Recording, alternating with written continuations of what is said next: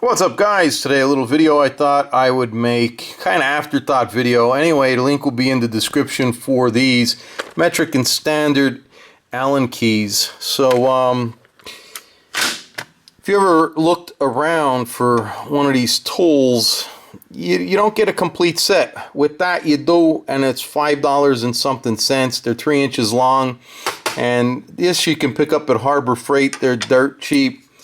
I got 2 of them, and they just got a T-handle thread. The other one kind of looked like this, but it had a switch here, and I just smashed the plastic off of here, took this plastic piece off, and I was after this piece. So once you get this piece out, there's a gear in here that allows you to ratchet back and forth. So you're gonna have to either use a lathe or, stick it in a drill and use a file like I used to do back in the day before I got a lathe. And you're going to turn it down to a 1/4 inch or 250 thousandths of an inch. You're going to need a piece of aluminum stock, and it's just 1/2 inch.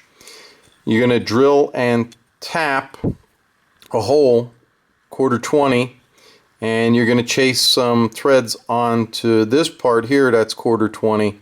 Alright, so the other thing I did was, after I had those threads chased on here and then tapped in here, use some brake cleaner or air hose and clean that out. And then I mixed up some quickset JB Weld, stuck it in the whole part over here on the aluminum, twisted it together, let it set overnight, and she's tight. You ain't gonna get her out. And then we have these things.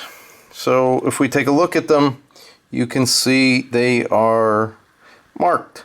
They're also magnetic, so when you put them in, they're not going to fall out. And now you have a complete set of metric and standard.